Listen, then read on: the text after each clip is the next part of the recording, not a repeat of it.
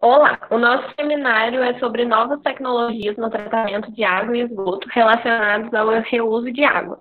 O nosso grupo é composto por Alba, Ana Beatriz, Daniel, Lincoln, Mariana e Vitor.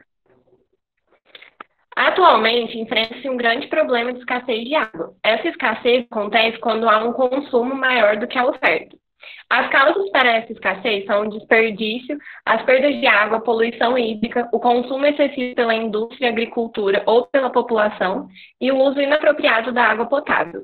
Diante disso, medidas de conservação e reaproveitamento de água são tomadas para tentar reverter essa situação. Uma dessas medidas é o reuso de água.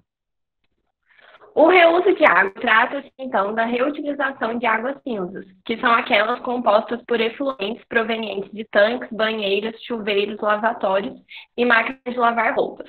A utilização dessa água cinza após tratamento adequado para usos com finalidades não potáveis é uma alternativa promissora. Essa prática é baseada no conceito de substituição de mananciais. O reuso da água reduz a demanda sobre os mananciais de água devido à substituição da água potável por uma água de qualidade inferior.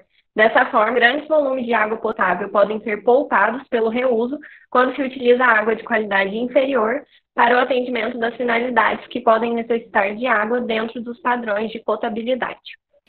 As formas de reuso da água.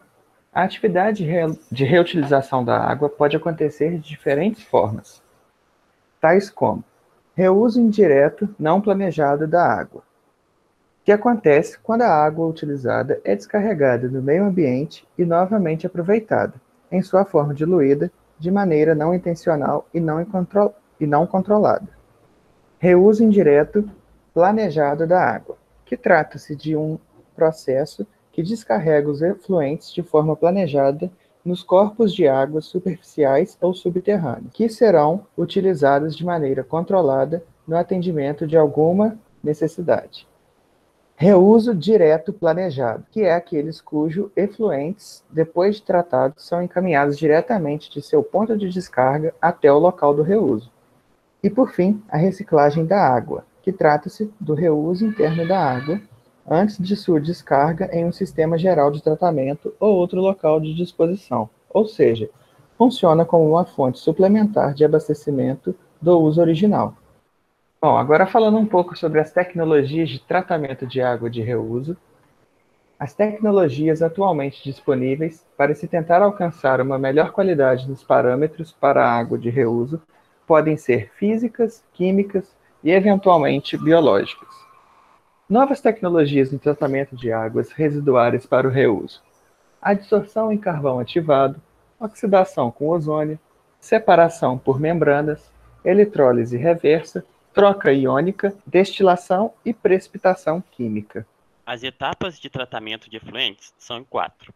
A primeira é o tratamento preliminar, que ela consiste na remoção de sólidos grosseiros, gorduras e areia. A segunda é o tratamento a nível primário, que é formado pelos processos de sedimentação, flotação, sistemas anaeróbios e digestão e secagem do lodo.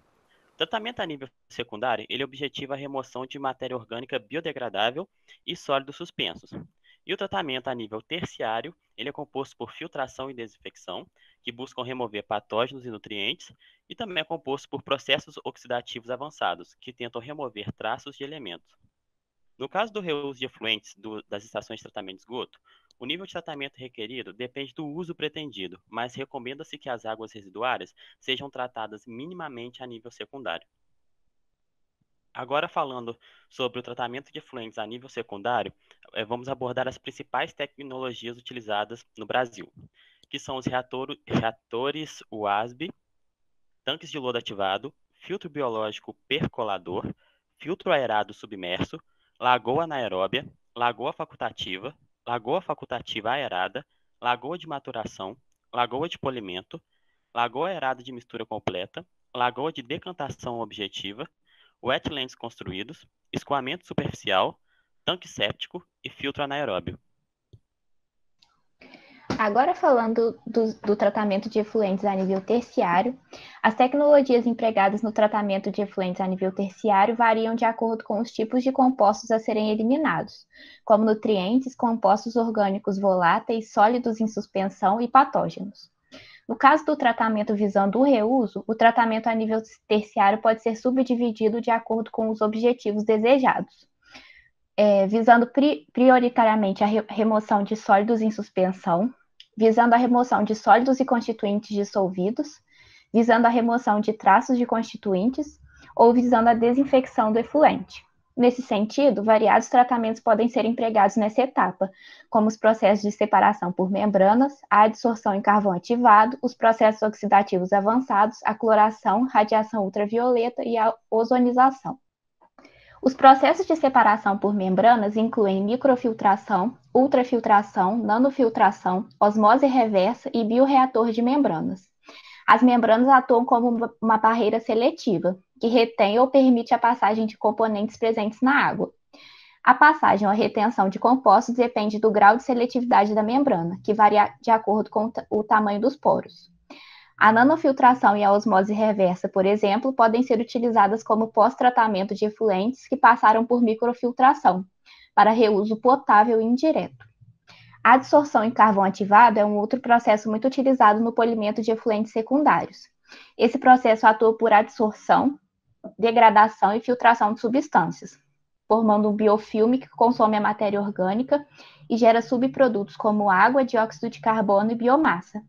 Dessa forma, ocorre a remoção da matéria orgânica remanescente dissolvida. No caso do tratamento de efluentes para reuso, os processos oxidativos avançados são muito utilizados para a remoção de traços de compostos orgânicos naturais ou sintéticos, que podem ser tóxicos aos seres humanos. Finalmente, a desinfecção de efluentes promove a remoção de organismos patogênicos, sendo de extrema importância para a proteção da saúde pública. Nessa etapa, são comumente utilizados os tratamentos de cloração, radiação ultravioleta e ozonização. Bem, agora vamos falar um pouco sobre os exemplos de usos da água de reuso no Brasil e no mundo. O principal exemplo que a gente pode dar aqui no Brasil seria o feito pela Companhia de Saneamento Básico do Estado de São Paulo, Sabesp, que foi uma das pioneiras na produção de água de reuso a partir do tratamento de efluentes domésticos para diversas finalidades, como limpeza de pisos, pátios, veículos, assentamento de poeira em obras de execução, de aterros e terraplanagem, preparação e cura de concreto em canteiros de obra, desobstrução de rede de esgotos e águas pluviais, combate a incêndios, rega áreas verdes, geração de energia e refrigeração de equipamentos. Do lado a gente tem uma imagem que mostra justamente como o processo é feito, desde a captação até chegando até a hora que realmente vai ser dado o uso para essa água. Bem, agora alguns exemplos no mundo.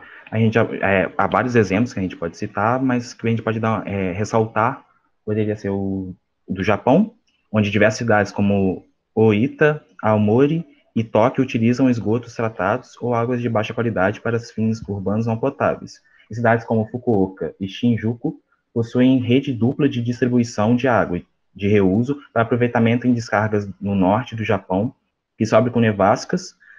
Os efluentes tratados são utilizados para o derretimento dessa neve, através da adição de neve em valas contendo água de efluentes tratados. E no Canadá, em que os efluentes tratados nas ETS são transportados em caminhões-pipa para o local de reutilização, geralmente em campos de golfe e irrigação urbana. E agora, concluindo, a gente sabe que o consumo de água pelas indústrias é muito maior do que pelas residências, principalmente no agronegócio. E, nesse sentido, o reuso da água industrial já é uma necessidade, pois reduz o lançamento de resíduos e diminui a contaminação de mananciais, beneficiando o ecossistema e a manutenção dos recursos hídricos. Outro fator agravante é a poluição. Rios são poluídos por esgotos domésticos, efluentes industriais, resíduos hospitalares, agrotóxicos, entre outros elementos que alteram as propriedades físico-químicas da água.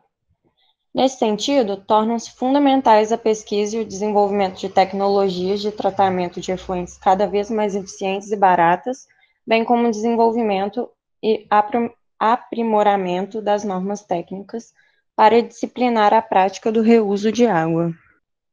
Aqui estão as referências que a gente usou, e é isso. Obrigada.